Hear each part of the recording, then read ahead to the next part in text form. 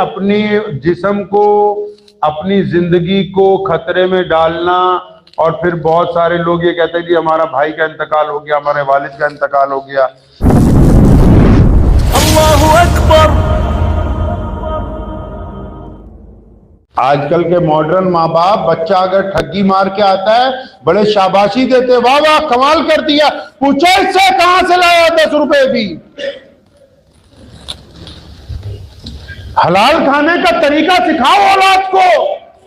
ضروری نہیں ہے کہ اگر کسی کی والدہ کا نکاح نہ ہوا ہو تو بچہ حرام کا کہلاتا ہے۔ جو لوگ حرام کھا کے اپنی زندگی اجیرن کر چکے ہیں وہ بھی وہ حرام خوروں کے اندر گنے جاتے ہیں۔ ضروری نہیں ہوتا کہ زیادتی کے ساتھ پیدا ہوئی اولاد ہی حرام کی ہو۔ اصل حرام کے وہ ہوتے ہیں جو کہ حرام کا مال کھا کے جن کے دل مردہ ہو جاتے ہیں۔ اولاد کو اگر سچ سکھانا ہے سب سے پہلے یہ سکھانا ہے کہ بیٹا کم کھا لیں، بیٹی کم کھا لیں، لیکن حلال کا کھائیں، مفت کے قرضوں میں نہ پڑیں، اپنی خواہشات کو دعا دبا کے رکھیں۔ نبی علیہ السلام نے حضرت ابو ذر غفاری رضی اللہ عنہ نے فرمایا میرے بیٹا جب بھی دیکھنا نیچے دیکھنا، سرمایہ داروں کو مت دیکھنا، اوپر نہیں دیکھنا۔ وصیت فرمائی تھی، فرمایا جتنے مسکین آئیں ضرورت مند آئیں ان کی مدد کرنا، اور جب بھی دیکھنا نیچے دیکھنا، اوپر نہیں دیکھنا۔ اپنی اولاد کو کون سمجھائے گا؟ آج کل اولاد کو کون سمجھانے کے لیے تیار ہے؟ ہم قرضے اٹھا کے اولاد کے نخرے برداشت کر رہے ہیں، اور اس اولاد کے نخرے برداشت کر رہے ہو قرضے اٹھا کے ان غلط باتوں کو مان دو کہ جب ادھر جان نکلی انہوں نے کہا مولوی صاحب جتنی جلدی جنازہ ہو سکتا ہے کر دو، جتنی جلدی جنازہ ہو سکتا ہے ابا جی کا اماں جی کا جلدی جنازہ کر دو، ہم نہیں انتظار کرتے جو رشتہ دار آئیں گے کوئی بات نہیں بعد میں افسوس کرتے رہیں گے، یہ تو تجھے 10 گھنٹے 5 گھنٹے اس گھر میں برداشت نہیں کرتے جو ان کے لیے بے ایمانیاں کر کے جوڑا ہے، یہ اس میں تیرا بستر رکھنے کے لیے تیار نہیں۔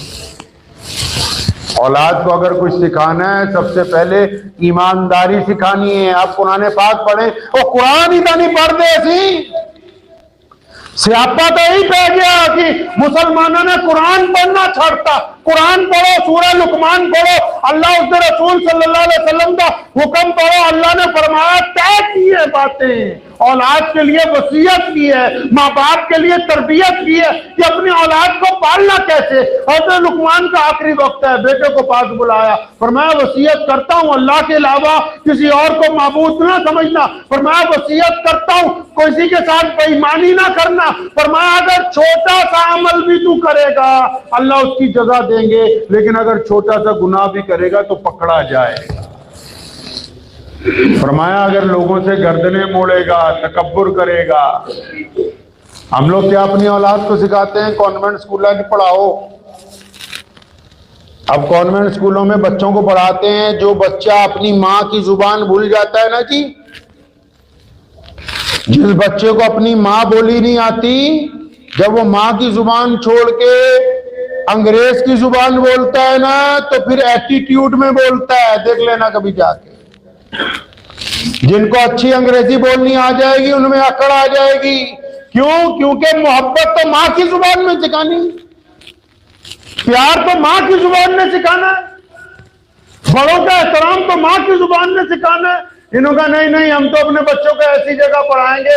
ہاں بالکل ایسی جگہ پڑھاؤ تاکہ بہت بڑھیا اولڈ ہوم بنا کے تمہیں وہاں بھرتی کرا دے اور پھر تمہیں پوچھنے والا بھی کوئی نہ ہو۔ اولاد کی اگر تربیت کرنی ہے ان کو سب سے اچھی چیز اگر آپ دے سکتے ہیں تو ان کو دیندار بنائیے۔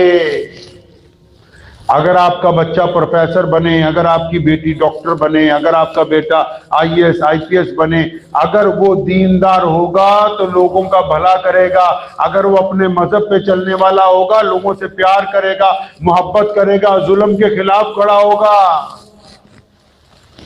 اور اگر آپ اس کو یہی سمجھاتے رہے کہ ہم بڑے یہ ہیں ہم وہ ہیں، اکڑ اپنے بچوں کے اندر بھرتے رہے تو وہ اکڑ آخر آپ کے سامنے آئے گی، دوسروں کے سامنے نہیں آئے گی۔ دھوکے میں ایک صفت ہے، बेईमानी में भी एक खासियत है, ये क्या करता है कि ये एक ऐसा तीर है, धोखा और बेईमानी जब हम किसी की तरफ चलाते हैं ना, ये उसके लगने के बाद वापस हमारी तरफ ही आता है, वापस आता है। ये जो लोग दूसरों की औलाद को बिगाड़ने के चक्कर में लग जाते हैं, उनकी औलाद खुद बिगड़ जाती है। और आज का दौर, इस दौर में तो माँ बाप के लिए लाजमी है कि अपने बच्चों को हलाल खाना सिखाएं, अपने बच्चों को हलाल हराम की तमीज दें, अपने बच्चों को बोलने के लबो लहजे में नरमी पैदा करें।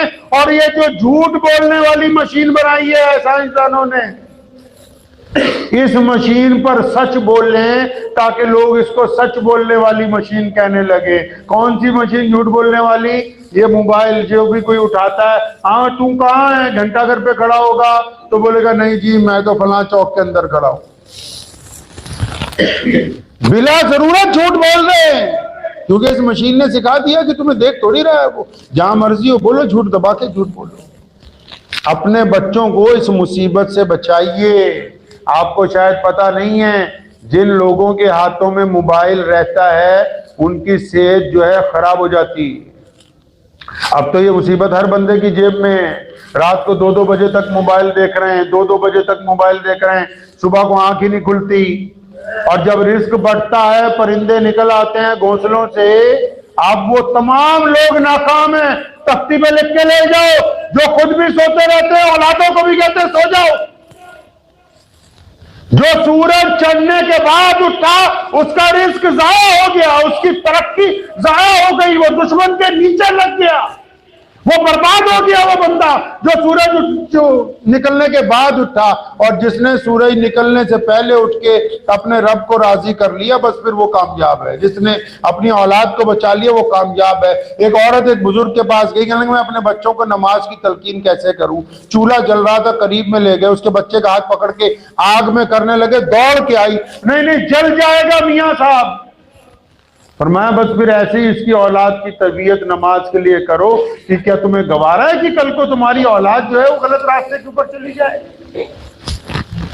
इसलिए ये बात तय रखें, वो सब माँ बाप जो दबा के पैसे कमा रहे हैं और बच्चों की तरफ देखते नहीं हैं। सुबह उठते हैं बच्चे स्कूल, हम काम पे, शाम को आते हैं अब्बा जी अपने मोबाइल पे, अम्मा जी अपने मोबाइल पे। पहले तो टीवी होता था ना घर पे, प्यो चाचा ताया मामा सारे एक टीवी च लगे होंगे सी, हुण हो गए मोबाइल। राती आने घर, बापू अपने थे, बेबे अपने थे, मुंडा अपने थे, कुड़ी अपने थे, न्याणे अपने थे। इसको छोड़ दीजिए। जब छुट्टियां होती हैं, छुट्टियां तो घूमने जाने की बजाय उन लोगों के साथ भी यार कभी वक्त गुजारो जिनके साथ बचपन गुजारा है। अपने बच्चों के साथ भी दोस्ती कर लो। नबी अलैहिस्सलाम का वक्त नहीं है, फिर कभी आपसे गुफ्तगू करूंगा। आज नबी अलैहिस्सलाम के अगर वाकयात पढ़ेंगे ना, नबी अलैहिस्सलाम ने अपने दुख दर्द कहां बांटे भाई, बताओ तो सही। कौन से ऐसे सहाबी हैं जिनको नबी अलैहिस्सलाम ने बैठ के अपने दुख दर्द की बात की हो। अगर नबी अलैहिस्सलाम की जिंदगी देखनी है, उनकी राज की बातें देखनी है, उनके दुख दर्द की बातें देखनी है, तो नबी अलैहिस्सलाम अपनी बेटी सैयदना फातिमा ज़हरा रज़ियल्लाहु अन्हा, बच्चों के साथ दोस्ती करना नबी अलैहिस्सलाम की सुन्नत है।